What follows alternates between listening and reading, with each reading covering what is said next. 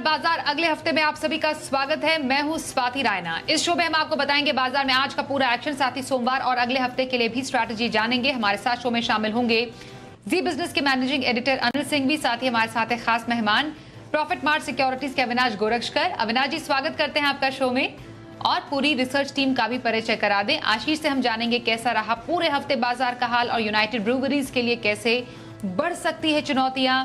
वरुण बताएंगे ओएमसीज पर मूडीज की रिपोर्ट और मदरसन सुमी वायरिंग की लिस्टिंग।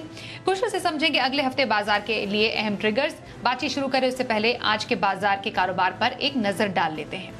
तो कारोबारी हफ्ते का आखिरी दिन बाजार गिरावट के साथ बंद हुए। निफ्टी 70 अंक टूटकर 17,153 के स्तर पर बंद हुआ। वहीं सेंसेक्स 233 अंक फिसलकर 57,262 के लेवल पर बंद हुआ। बैंक निफ्टी 117 अंक गिरकर 35,400 के ऊपर बंद हुआ। आगे बढ़ने से पहले एफआईआईज और डीआईआईज का डेटा भी देख लेते हैं। एफआईआईज यानी विदेशी संस्थागत निवेशकों ने कैश मार्केट में करीब 1,507 करोड़ रुपए की बिकवाली की। वहीं डीआईआईज यानी घरेलू संस्थागत निवेशकों ने करीब 1,373 करोड़ रुपए की खरीदारी की।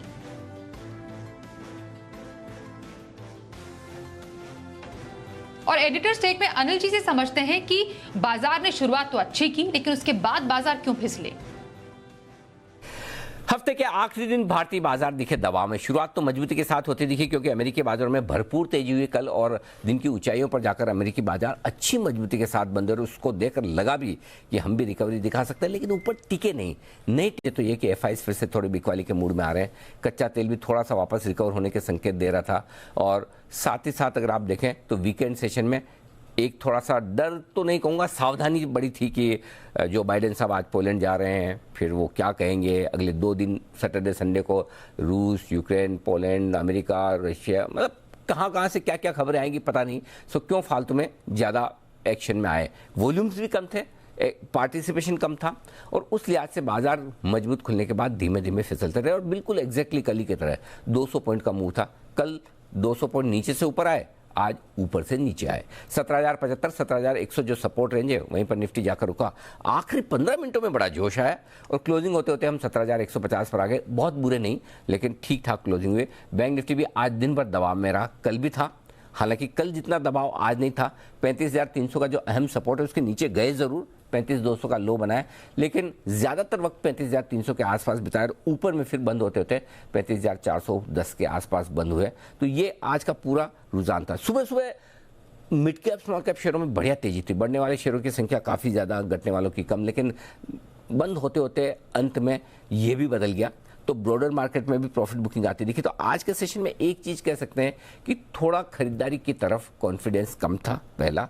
दूसरा, जिन जिन लोगों को लग रहा है कि इन स्टॉक्स में प्रॉफिट बन रहा है, मेरे भाव के नज़दीक है, थोड़ा ऊपर है, चलो प्रॉफिट बुकिंग करते हैं, अगले हफ्ते देखी जाएगी। या हो सकता है लोग अगले फाइनेंशियल ईयर में ट्रेड करने की कोशिश करें, क्योंकि आज से जिस वीकली सीरीज की शुरुआत हुई है एक्सपायरी के लिहाज से, वो मंथली सीरीज भी है। अगले गुरुवार को मंथली एक्सपायरी होगी 31 तारीख को। तो उस लिहाज से भी लोग सौदे निपटाने में ज़्यादा नजर आए बजाय फ्रेश खरीदारी करने के। ये था आज का पूरा ट्रेडिंग सेशन।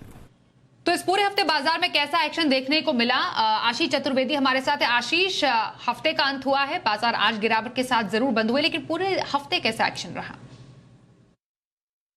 देखिए, हफ्ते के दौरान जो है बाजार में तेज उतार चढ़ाव वाले दिन देखने को मिले, लेकिन ओवरऑल अगर आप देखें तो हफ्ते के दौरान जो है निफ्टी और सेंसेक्स में करीबन जो है 1% की गिरावट आपको नजर आई। लेकिन ब्रॉडर मार्केट्स में एक्शन भरपूर था और अच्छी गिरावट के बाद अगर आप देखें तो ढेर सारे कैश के स्टॉक्स ऐसे थे जहां पर जो है बढ़िया रिबाउंड देखने को मिला। लेकिन निफ्टी बैंक में देखें तो यहां पर अंडर परफॉर्मेंस जो है गिरावट में ज़्यादा नजर आई, क्योंकि करीब करीब अगर आप देखें तो 2.8 यानी राउंड फिगर आप समझ लीजिए कि 3% की गिरावट जो है हफ्ते के दौरान देखने को मिली। सबसे पहले वो स्टॉक्स देख लेते हैं जो उन्होंने जो है हफ्ते के दौरान निफ्टी में बढ़िया गेंस दिखाए। मेटल स्टॉक्स में चमक काफ़ी बढ़िया थी। हिंडाल्को में देखें तो हफ्ते के दौरान जो है 8% के गेंस आए। डॉक्टर रेड्डीज, यहाँ पर फार्मा स्टॉक्स दोबारा एक्शन में लौटते हुए नजर आए। जेएसडब्ल्यू स्टील 8% की तेजी। कोल इंडिया में भी देखें तो करीब 5% के गेंस रहे। लेकिन एफएमसीजी स्टॉक जो है लगातार निराश कर रहे हैं और निफ्टी में गिरने वालों की सूची में देखें तो पहले 2 नाम जो है ब्रिटानिया करीब 8% की गिरावट और हिंदुस्तान यूनिलीवर करीब 7% का करेक्शन यहाँ पर देखने को मिला। टाइटन और नेस्ले ये भी कंज्यूमर सेंट्रिक है, यहाँ पर भी देखें तो करीब 6 से 7% की गिरावट आपको नजर आई। बात करते हैं निफ्टी बैंक की, हेवीवेट है यहाँ पर अगर आप देखें तो IDFC फर्स्ट बैंक 7% का करेक्शन यहाँ पर देखने को मिला। कोटक महिंद्रा बैंक है, HDFC बैंक, ICICI बैंक जैसे स्टॉक्स में भी जो है गिरावट साफ नजर आई। ब्रॉडर मार्केट्स की बात कर लेते हैं तो निफ्टी 500 में देखें तो गेनर्स में L&T फाइनेंस, क्योंकि प्रमोटर की तरफ से जो एक्शन हुआ इसके चलते 17% की तेजी यहाँ पर नजर आई। सुवेन फार्मा जबरदस्त रिबाउंड निचले स्तरों से यहाँ पर देखने को मिला। जी एंटरटेनमेंट अच्छी खबरों का असर, 14% की तेजी हफ्ते के दौरान। टाटा एलेक्साई में जो है 14% के गेंस नजर आए। लेकिन कुछ स्टॉक्स ऐसे भी थे जहां पर गिरावट का रुझान रहा। आवास फाइनेंसेस 12% का करेक्शन एक हफ्ते के दौरान, जेके सीमेंट 10%, जुबलेंट इंग्रेविया करीब 9% और मैक्स फाइनेंशियल्स में भी देखें तो करीब करीब 9% की बड़ी गिरावट देखने को मिली। लेकिन सेक्टर जो है मेटल सबसे ज़्यादा लाइमलाइट में रहा, क्योंकि कीमतें लगातार बढ़ती जा रही हैं। जो ग्लोबल टेंशन है इसका कमोडिटीज़ पे एक इम्पैक्ट देखने को मिल रहा है। तमाम स्टॉक्स में देखें तो बढ़िया तेज़ी यहाँ पर देखने को मिली। IT स्टॉक्स, क्योंकि अब नतीजे जल्दी आने वाले हैं चौथी तिमाही के, तो उससे पहले रिएक्ट कर रहे हैं। माइंट्री है, एम्फेसिस, टेक महिंद्रा जैसे स्टॉक्स में हफ्ते के दौरान खरीदारी रही। लेकिन जैसा कि मैंने आपको बताया कि FMCG स्टॉक जो है लगातार बाजार को निराश कर रहे हैं। गोदरेज कंज्यूमर्स हो, रेडिको खैतान हो, HUL जैसे स्टॉक्स में गिरावट देखने को मिली। बैंकिंग स्टॉक्स की बात की हमने कि जिस प्रकार से जो है ज़्यादा गिरावट निफ्टी के मुकाबले निफ्टी बैंक में ज़्यादा गिरावट नजर आई। और ऑटो स्टॉक्स की भी रफ्तार जो है सुस्त होती हुई नजर आई हफ्ते के दौरान। आयशर मोटर 4% की गिरावट, M&M में करीब 4% का करेक्शन देखने को मिला। MRF और मारुति में 3 से 3.5% की गिरावट रही। चलिए, बाजार के इस हफ्ते का हाल तो हमने समझा। अब प्रॉफिट मार्ट सिक्योरिटीज के अविनाश गोरक्षकर के पास भी चलते हैं। अविनाश जी, बाजार पर आपकी क्या राय रहेगी? क्या स्ट्रैटेजी रखने की अभी आप सलाह देंगे? और साथ ही पोजिशनल व्यू किसी को रखना हो तो हफ्ते भर का नजरिया कहां पर? स्वाति, मुझे लग रहा है कि बाजार में जो नेगेटिव सेंटिमेंट चल रहा है वो शायद थोड़े समय के लिए चलेगा, क्योंकि सबसे बड़ा जो वेरिएबल मार्केट्स नेगेटिवली दिख रहा है वो क्रूड ऑयल का प्राइस है। अभी वापस $120-22 पहुंचा है, तो डेफिनेटली ये मार्केट्स के लिए नेगेटिव सरप्राइज है। प्लस कॉस्ट इन्फ्लेशन काफी सेक्टर्स को आने वाले क्वार्टर्स में हिट करेगा। तो हमारा मानना है कि stock specific approach will be better. Index में हो सकता है कि एक्सपायरी के पहले आपको थोड़ी बहुत और कमजोरी देखने को मिले। लेकिन जो पोजिशनल पिक हमने इस बार चुना है वो रियल एस्टेट सेक्टर का एक दिग्गज प्लेयर है, DLF है। हमको लग रहा है कि DLF ने आज भी अच्छी परफॉर्मेंस दिखाई है और हम समझते हैं कि अगर 355 का स्टॉप लॉस लेके कोई खरीदता है तो 8 से 10 दिन के लिए करीबन 380-85 का एक टारगेट मिल सकता है। तो ये एक अच्छा सेफ ट्रेड है शॉर्ट टर्म ट्रेडर्स के लिए। तो यहाँ पे मेरी राय रहेगी कि थोड़ी क्वांटिटी में जरूर इसमें बाय करिए। करीबन 385 का टारगेट अगले 8 से 10 दिन। DLF में पोजिशनल व्यू रखने की सलाह अविनाश गोरक्षकर की। आगे बढ़ते हैं, अगली खबर का रुख कर लें। रेटिंग एजेंसी मूडीज ने OMCs पर रिपोर्ट जारी की है। अब इस रिपोर्ट में खास क्या है, समझते हैं हमारे सहयोगी वरुण दुबे हमारे साथ है। वरुण, क्या खास इस रिपोर्ट में है? देखिए, हमने देखा था कि नवंबर से अब तक ज़्यादातर पेट्रोल और डीजल के दाम में कोई भी बदलाव नहीं हुआ था। और हाल ही में पिछले 2-3 दिन में हमने देखा है कि पेट्रोल और डीजल के दामों में बढ़ोतरी शुरू हुई है। लेकिन तब से अब तक कच्चे तेल के दाम में अच्छी खासी बढ़ोतरी हुई है और इसी के ऊपर मूडीज़ की एक रिपोर्ट है। मूडीज़ का कहना है कि नवंबर से अब तक कच्चे तेल के दाम में औसतन करीब 35% के आसपास की तेज़ी देखने मिली है। लेकिन तेल कंपनियों ने अपने दाम नहीं बढ़ाए थे। इसके वजह से तेल कंपनियों को करीब 19,000 करोड़ रुपए के आसपास का रेवेन्यू लॉस जो है वो होने का अनुमान लगाया जा रहा है नवंबर से अब तक का। इनफैक्ट मूडीज़ का कहना है कि पेट्रोल और डीजल के जो दाम नहीं बढ़े थे उसके चलते प्रति बैरल पेट्रोल और डीजल में 24 से $25 के आसपास का नुकसान जो है वो ऑयल मार्केटिंग कंपनियों को हुआ है। सिर्फ यही नहीं, इनका तो ये कहना है कि अगर कच्चे तेल का दाम औसतन हम $111 के आसपास माने तो ऑयल मार्केटिंग कंपनीज को रोज़ाना 6.5 से 7 करोड़ डॉलर के आसपास का नुकसान जो है वो हो रहा है, जो कि इनके FY21 के EBITDA के करीब 20% के आसपास का है। तो कहीं ना कहीं नुकसान जो है इन कंपनियों को काफ़ी बड़ा हो रहा है। सिर्फ यही नहीं, इनका कहना है कि नवंबर से मार्च तक अब तक अगर IOC को आप देखेंगे तो 100 से 110 करोड़ के आसपास का नुकसान हुआ है। BPCL को करीब 55 करोड़ के आसपास का नुकसान हुआ है, 55 करोड़ डॉलर की मैं बात कर रहा हूँ। वही HPCL को करीब 65 करोड़ डॉलर के आसपास का नुकसान जो है वो हो चुका है। तो जो दाम ये कंपनियां नहीं बढ़ा पाई थी उसका एक बहुत बड़ा नुकसान जो है इन कंपनियों को झेलना पड़ा है। और ये मूडीज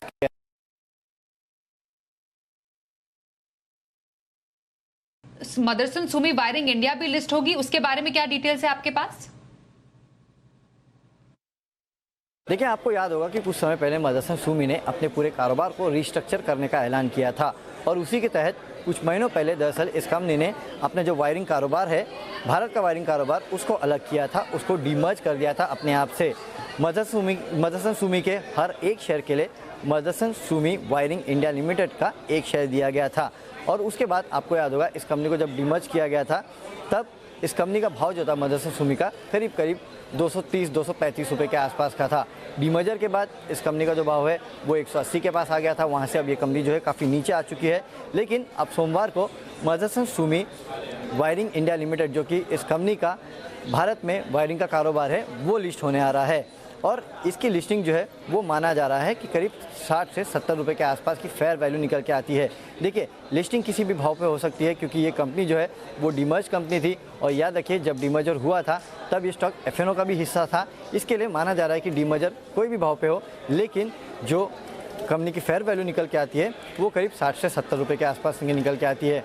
9 से 9:45 के बीच में आपको कहीं ना कहीं एक प्री ट्रेड सेशन मिलेगा जहां पे आप इस कंपनी के लिए बिडिंग कर सकते हैं। उस समय शायद आपके लिए एक फेयर वैल्यू निकल के आए और उसके बाद आप देखना कि ये स्टॉक किस लेवल पे लिस्ट होता है। लेकिन सबसे इंपॉर्टेंट है कि फेयर वैल्यू, उस पर आप नज़र रखिएगा। 60 से 70 रुपये के आसपास की फेयर वैल्यू जो है इस कंपनी की जो वायरिंग कारोबार है उसका निकल के आता है। जानकारी के लिए बहुत शुक्रिया आपका वरुण। आगे बढ़ते हैं। यूनाइटेड ब्रूवरीज के लिए मुश्किलें बढ़ सकती है, चुनौतियां क्या हो सकती हैं? एक्सक्लूसिव रिसर्च के साथ हमारे सहयोगी आशीष चतुर्वेदी। आशीष, बताइए।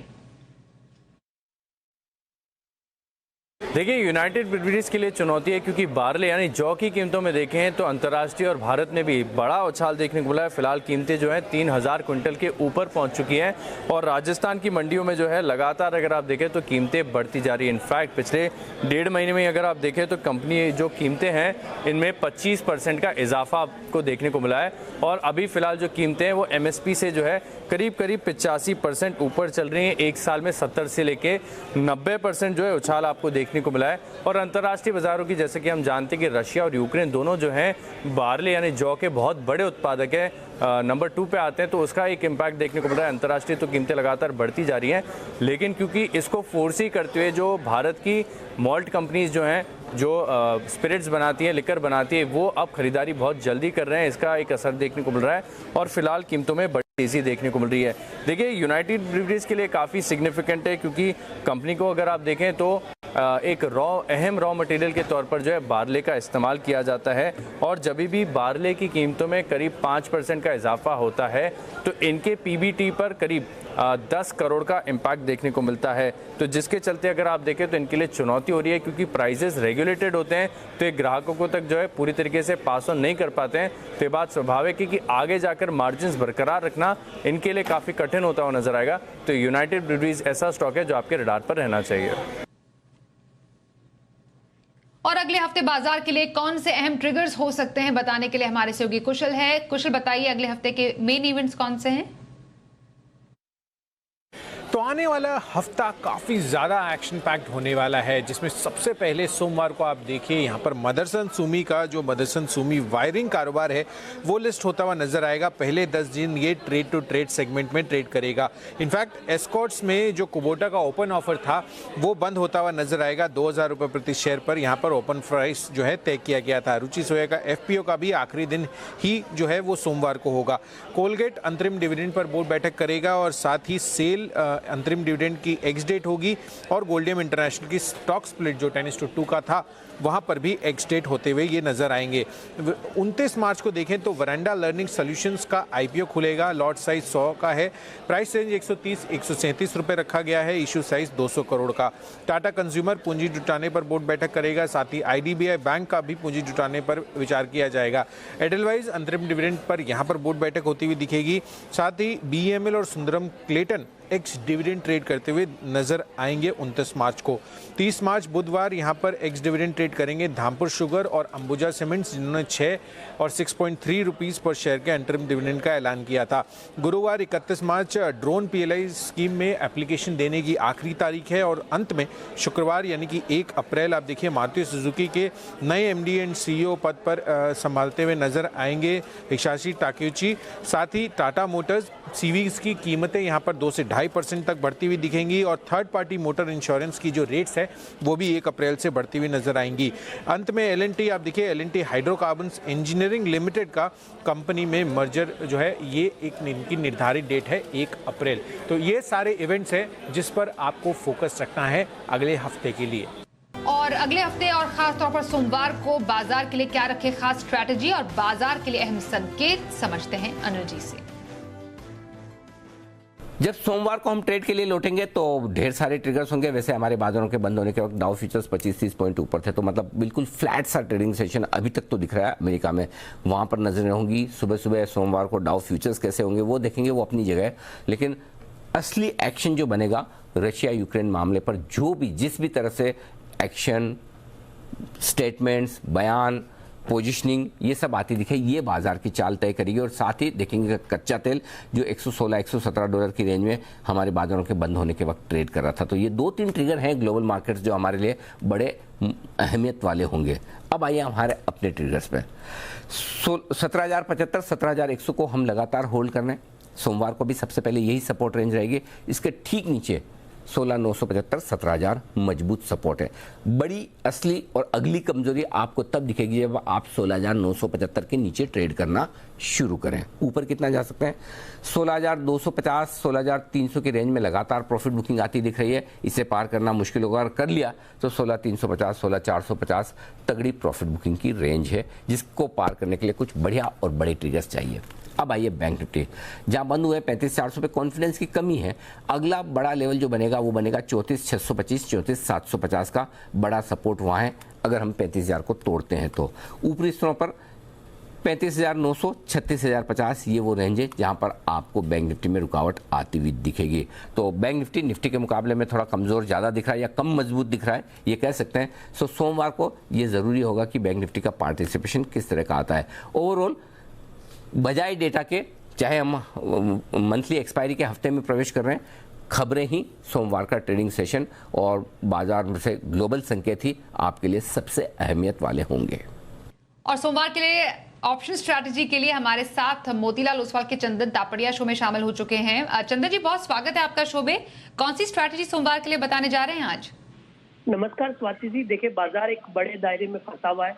पिछले 6 दिनों से निफ्टी 17,000 से 17,400 के दायरे में है। नहीं तो नीचे की तरफ फॉलो अप आ रहा है और ऊपर में अपसेंस ऑफ बाइंग देखने को मिल रही है। तो ऐसा मानना है कि बाजार इस दायरे में रहेगा और कहीं ना कहीं लोअर बेस पे बाइंग आनी चाहिए। But again selective stock specific रही है। 2 ट्रेड सेटअप है और पूरा लीजर और मौज मस्ती की थीम पे है। पहला रहेगा इंडिगो। देखिए, कहीं ना कहीं जिस स्टॉक में पिछले कुछ दिनों का कंसोलिडेशन ब्रेकआउट देखने को मिल रहा है और जिस हिसाब से प्राइस सेटअप है, स्टॉक ऊपर में लगभग 1980, 2000 तक के लेवल छूना चाहिए। तो इसी महीने की जो 1940 की इंडिगो की कॉल है वो लेने की सलाह रहेगी। इस कॉल में मोमेंटम आया था एक बार के लिए, वापस डिप आया तो इस डिप में खरीदारी की सलाह रहेगी। 43 रुपए के आसपास ये कॉल बंद हुई है। 29 रुपए का स्टॉप लॉस लगाइए। ऊपर में लगभग 63 से 70 रुपए का टारगेट यहाँ पे बनने चाहिए। दूसरा ट्रेड रहेगा इंडियन होटल। आप देखिए, इंडियन होटल में काफी बड़ा ब्रेकआउट डेली और वीकली चार्ट में देखने को मिला है और जिस हिसाब से प्राइस सेटअप ओवर के नजर आ रहे हैं, यहाँ पे 235, 240 तक का मूवमेंट बनना चाहिए। 225 का कॉल इंडियन होटल की लेने की सलाह रहेगी। 6.5 रुपए के आसपास बंद हुआ। 3 रुपए का स्टॉप लॉस लगाना चाहिए। ऊपर में 12 रुपए तक के टारगेट यहाँ पे बन सकते हैं। बहुत धन्यवाद चंदन जी। सोमवार के लिए ऑप्शन स्ट्रैटेजी आपने बताई। अविनाश जी, आपके पास आ रहे हैं लॉन्ग टर्म स्ट्रैटेजी के लिए कौन सी पिक रहेगी आपकी? स्वाति, लॉन्ग टर्म पिक के लिए हमको एक हॉजरी और इनरवेयर कंपनी पसंद है जिसका नाम है रूपा एंड कंपनी। कंपनी ने बहुत ही बेहतरीन तरीके से अपना बिजनेस सेटअप किया है। इनफैक्ट ईस्ट इंडिया में बड़ी मार्केट शेयर कमांड करते हैं और हाल ही में इन्होंने जो परफॉर्मेंस तीसरे क्वार्टर में दिखाया, इसमें नॉट ओनली मार्जिन इंप्रूव हो गया लेकिन जो मुनाफा है वो भी करीबन 18-20% बढ़ा है। मैनेजमेंट ने ये भी कहा है कि इनका जो एक बिजनेस है वो डीमर्ज भी वो करने वाले हैं, जिससे थोड़ी सी और वैल्यू अपसाइड शेयर होल्डर्स को मिलेगी। हमारा अनुमान है कि करीबन 1500 करोड़ का रेवेन्यू और 200 करोड़ का प्रॉफिट इस साल कंपनी कमाएगी और पूरे इनरवेयर स्पेस में ये बहुत सस्ती कंपनी है। अगर हम लक्स इंडस्ट्रीज या पेज इंडस्ट्रीज को कंपेयर करें, करीबन 13-14 के पी पे ये स्टॉक अभी ट्रेड कर रहे हैं। हमारा मानना है कि साल भर के लिए अगर कोई ये स्टॉक लेता है तो करीबन 550 to 600 का एक टारगेट प्राइस का रेंज है जो कंफर्टेबली ये स्टॉक अचीव कर सकता है। तो इसको जरूर खरीदिए, साल भर में अच्छे रिटर्न आने की अपेक्षा। बिल्कुल, तो लॉन्ग टर्म के लिए रूपा एंड कंपनी में खरीदारी की सलाह दे रहे हैं अविनाश गोरक्षकर। बहुत शुक्रिया सर, आप हमारे साथ आज शो में शामिल हुए। बाजार अगले हफ्ते में बस इतना ही, रुकेंगे एक ब्रेक के लिए, पर खबरों का सिलसिला जारी रहेगा। देखते रहिए जी बिजनेस।